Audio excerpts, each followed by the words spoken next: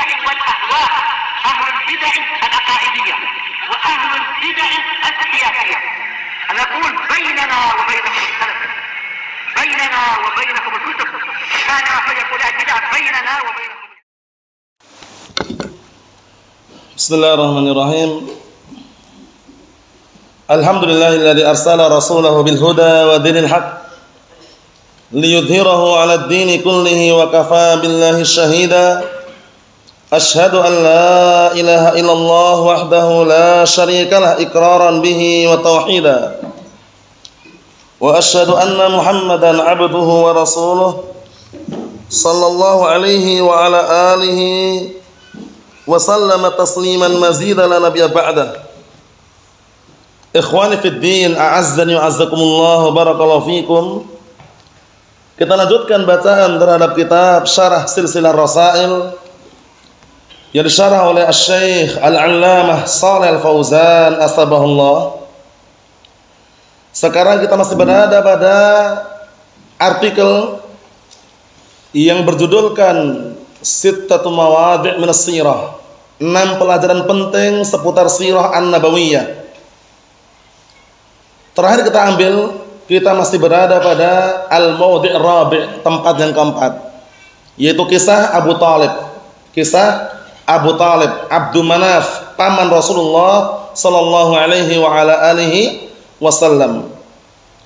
Pada pertemuan yang telah lalu, disimak baik-baik barakallahu fiik, kita sudah mengambil matannya sebagiannya, yaitu tentang keadaan orang yang seperti Abu Talib ini, bela agama Islam, membenarkan agama Islam, cinta kepada orang yang menyeru agama Islam, dan bahkan menolongnya dan bahkan melindunginya. Tapi itu semuanya sia-sia. Kenapa? Abu Talib sendiri nggak mau masuk Islam. Bisa dipahami ya? Nah, kita lanjutkan biar tambah jelas. Matan bagian atas itu matannya. Kemudian orangnya bagaimana tipenya? Qala al-Imam al-Mujaddid Asy-Syaikh Muhammad bin Abdul Wahhab rahmatullah alaih, matan bagian atas itu, "Tsumma sabarahu 'alal masyaqqatil 'azimah wal 'adawatil balighah." Kemudian orang tersebut bela agama Islam, senang dengan orang yang menyeru kepada agama Islam, dan kemudian sabarahu, sabar. Lihat ini. Sabar, Abu Talib sabar menemani Rasulullah SAW. Bahkan orang kufar Quraisy gak berani kalau Abu Talib di situ. Paham ya? Lihat ini.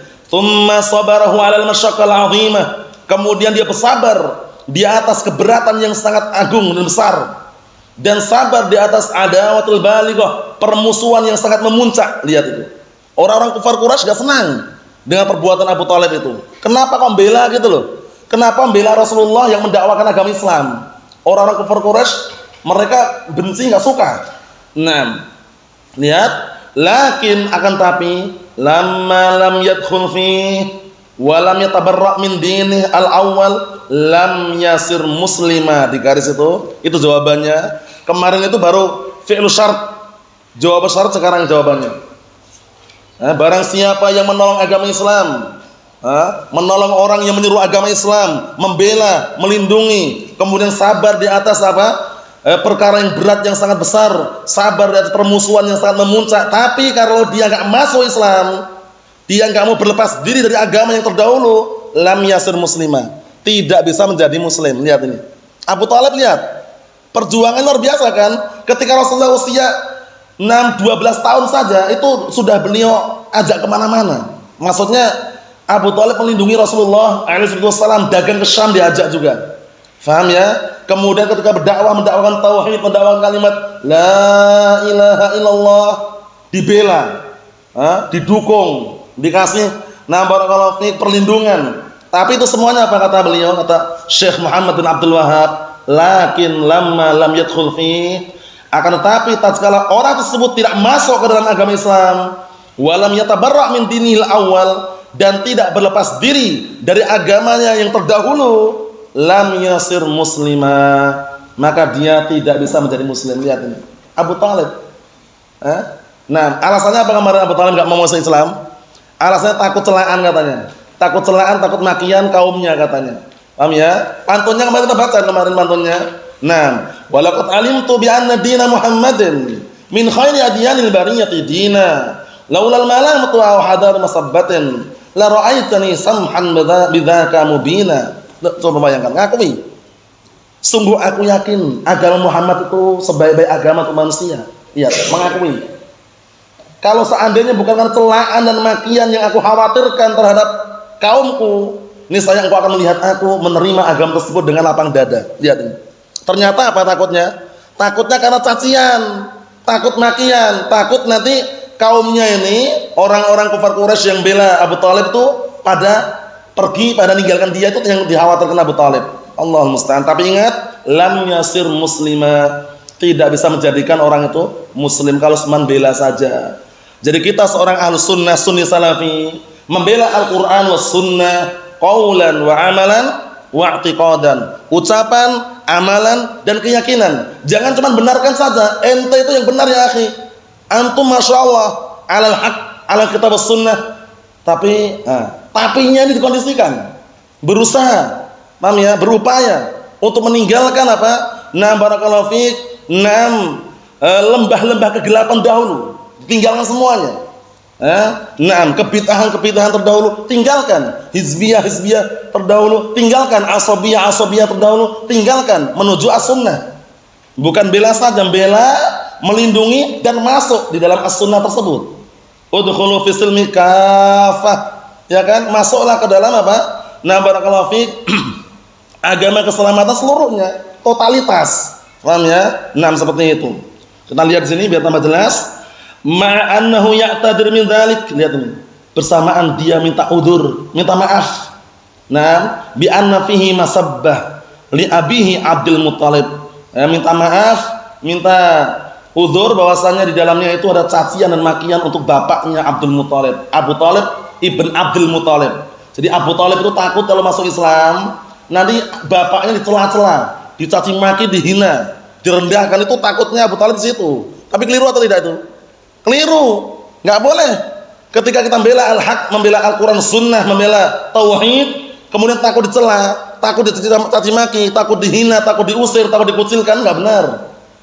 Kalau seperti itu enggak jalan nanti barakallahu fiik. Syekhul Islam Ibnu Taimiyah rahimatullah alaih mendakwahkan Al-Qur'an sunnah, mendakwahkan tauhid hingga beliau di penjara pun bangkit lagi beliau. Imam Ahmad bin Hanbal, coba bayangkan, cambuk, penjara, siksa, membela apa? Membela al-haq, membela Al-Qur'an kalamullah ghairu makhluqin. Lihat. Jadi kalau seseorang memperjuangkan mendakwakan Al-Qur'an sunnah, mendakwakan Alkitab sunnah, mendakwakan tauhid, siap resiko. Harus siap. Paham ya? Apalagi kita hidup di lingkungan masyarakat awam misalkan ya, yang jauh dari ilmu, jauh dari pemahaman Al-Qur'an sunnah. Kadang-kala mereka mencaci maki, menghina, mengucilkan, menuduh kita adalah apa? Orang-orang yang beraliran keras, ya kan? Orang-orang yang tidak jelas, orang-orang yang tidak seperti umum manusia, ya kan? Itu sabar. Itu semuanya anggap aja itu hiburan. Paham ya? Nah, barakallahu fiik, hiburan yang sifatnya apa barakallahu fiik? Semoga Allah Ta'ala berikan kesabaran untuk menghadapinya. Seperti itu. Karena kalau kita sabar, pahala di balik itu semuanya. Kita lihat, wali Hashim, dan juga ada cacian makian kepada Hashim, Bani Hashim, keluarga Hashim, wa gharima min masyayikhim, dan selain keduanya dari apa, dari barakallahu fiik, syekh-syekh mereka, dari pembesar-pembesar mereka. Ini yang dikhawatirkan Abu Thalib. Kita lihat syarahnya bawahnya itu. Qala asy-syekh Shalih Al-Fauzan asbahullah, hadzal ladzi mana'ahu wa huwa an-nukhuwah wal 'asabiyyah al-jahiliyah. Lihat ini. Inilah yang menghalang-halangi Abu Thalib untuk masuk Islam, yaitu apa barakallahu fiik? Perasaan dan fanatik jahiliyah.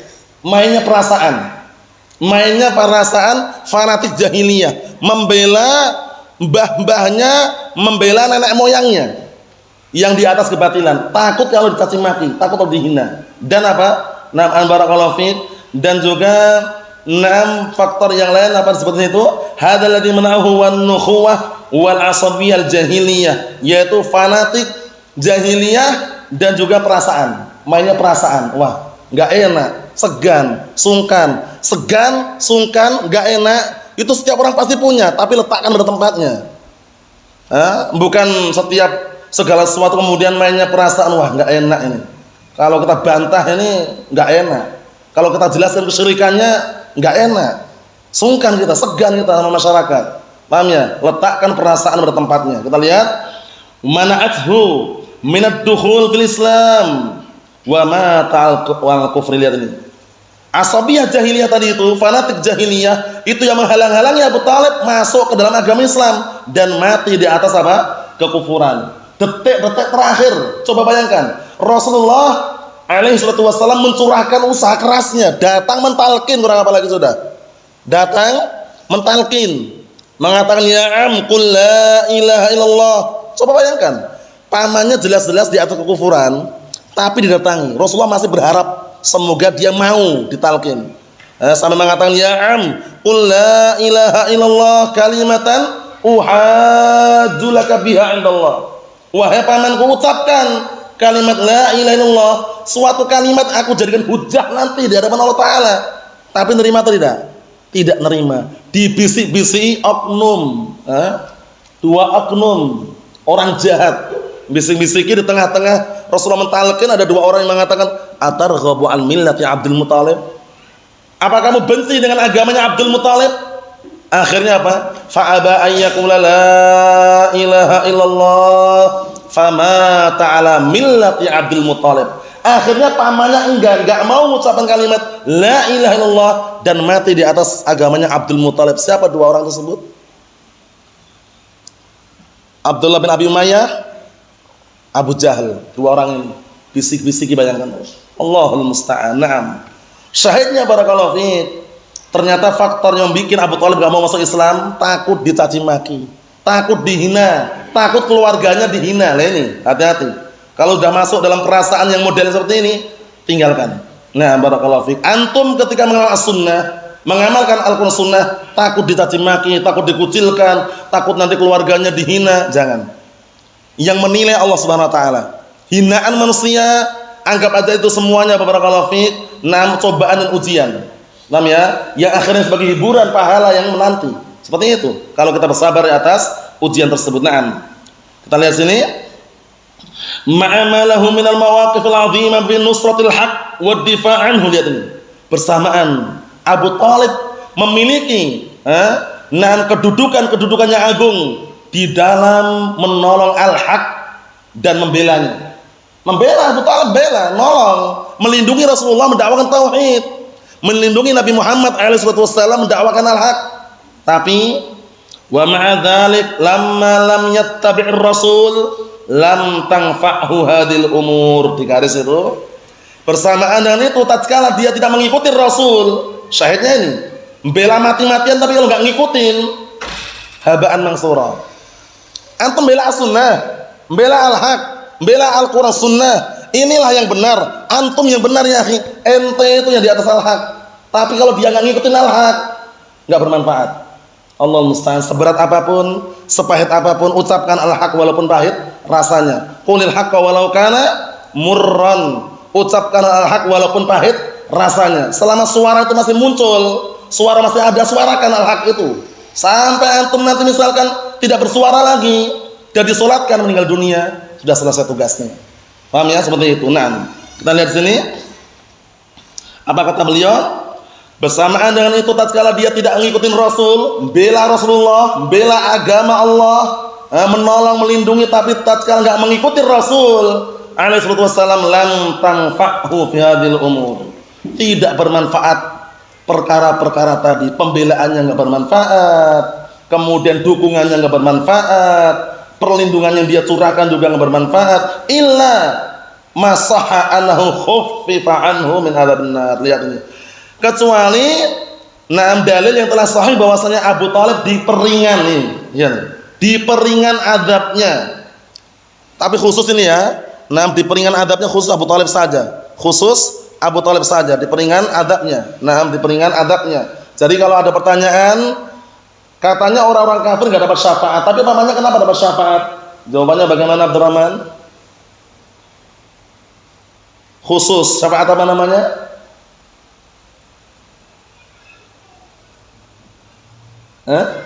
Syafaat apa namanya? Syafaat khasah benar, cuman syafaat untuk apa? Untuk mengentaskan dari siksaan api neraka apa?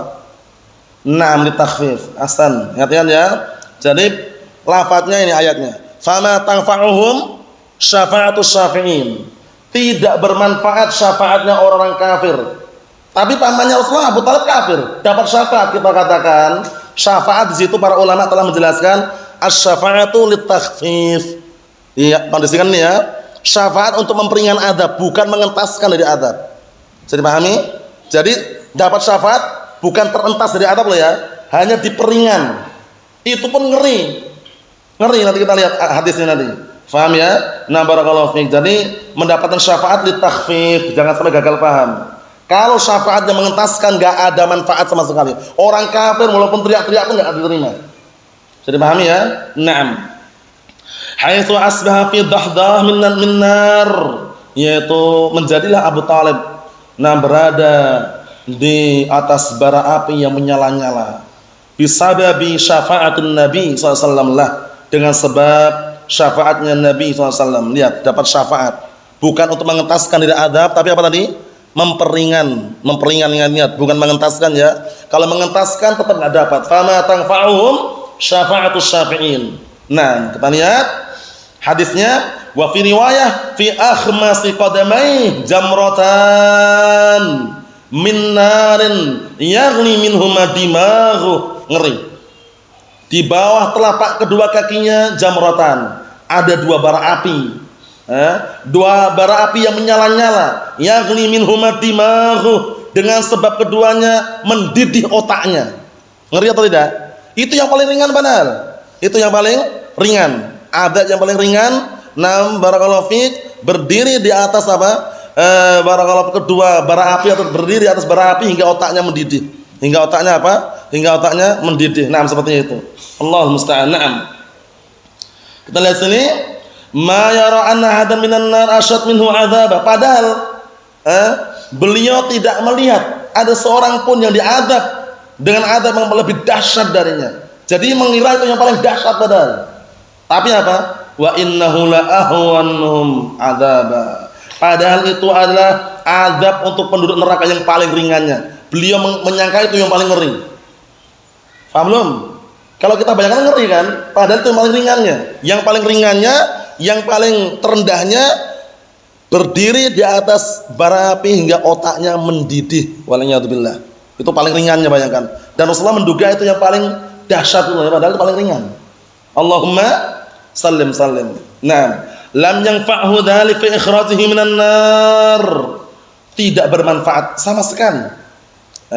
Usaha Rasulullah untuk mengeluarkan pamannya dari api neraka, karena enggak boleh memintakan ampunan buat orang kafir walaupun ibunya sendiri, walaupun bapaknya sendiri, walaupun keluarga sendiri, enggak boleh. Paham ya? Yang diperbolehkan apa? Hanya mengunjungi makamnya saja, ziarah kubur. Itu pun dalam rangka untuk mengingat apa? Kematian. Jadi kalau kemarin sudah kita lewati apa faedahnya kemarin? Kalau ada orang kafir masih hidup, jangan didoakan ampunan, hidayah dulu. Paham ya? Hidayah. Dapat hidayah, masuk Islam, baru antum doakan kebaikan. Tapi kalau belum masuk Islam, jangan didoakan barakallahu fiik, hayyakumullah, ahlan wa sahlan, jangan. Paham ya? Nah, doakan dapat hidayah dulu. Tapi udah mati, bagaimana udah mati? Fama tanfa'uhum syafa'atus syafi'in. Selain pamannya Rasulullah alaihi wasallam. Itu pun apa? Hanya diperingan adabnya, bukan dientaskan dari siksaan. Waliyadzubillah. Ngeri. Wa innahu la ahwanuhum adzaba. Nah, wa innahu la ahwanuhum adzaba. Sesungguhnya adab tersebut adab yang paling ringan untuk apa? Para penduduk neraka. Waliyadzubillah. Berdiri di atas bara api hingga otaknya mendidih. Allahumma sallim. Fala yata'arad hadza ma'a qoulihi ma'a qoulihi ta'ala 'anil kuffar. Hadis ini enggak bertentangan. Dipahami baik-baik ini. Orang biasanya sudah belajar usul, tahu namanya kontradiksi, ta'arud. Ada dua dalil yang seakan-akan dua-duanya itu kontradiksi. Dua-duanya sahih. Kalau dua-duanya sahih, orang kan berpikir gimana cara mensinkronkannya? Cara menggabungnya bagaimana? Cara mensinkronkan, menggabungkan, menyatukan, mengkondisikan bagaimana caranya? Nah, lihat ini. Disebutkan di awal tadi pamannya dapat syafaat, pamannya Rasulullah alaihi wasallam dapat apa? Syafaat. Antum lihat itu. Fala yata'aradu hadza ma'a qouli ta'ala, maka tidak bertentangan Hadis ini dengan perkataan Allah Ta'ala tentang orang-orang kafir, fama tanfa'uhum syafa'atus syafi'in. Tidak bisa memberikan manfaat kepada orang-orang kafir syafaatnya orang-orang yang memberikan syafaat. Kita lihat di garis itu biar antum tambah paham cara mensinkronkan dan menggabungkannya. Innama naf'uhu fit takhfif anhu minal adzabi faqat. Lihat ini. Hanya saja memberikan manfaat tadi kepada pamannya untuk apa? Diperhatikan ini, untuk memperingan saja, untuk memperingan saja. Nafit takhfif anhu, untuk memperingan dari adab tersebut. Minal adab, dari adab tersebut faqat, itu. Hanya memperingan saja, bukan mengentaskan. Bukan apa? Mengentaskan, tapi hanya untuk memperingan la barakallahu fi dari siksaan tersebut. Wa illa kekal abadi di neraka. Jadi Abu Thalib walaupun dapat syafaat tetap kekal di dalam neraka, tapi mendapatkan siksaan yang paling ringan. Yang paling ringannya kalau orang melihat itu paling parah kelihatannya. Berdiri ya kan di atas bara api hingga otaknya mendidih, paling ngeri itu, padahal paling ringannya. Allahumma sallim sallim, nasallahu as-salamata wal afiyah. Itu yang kita ambil pada taufik. Insyaallah yang berikutnya pada pertemuan akan datang. Subhanakallahumma wa bihamdika asyhadu an la ilaha illa anta astaghfiruka wa atubu ilaik. Walhamdulillahirabbil alamin.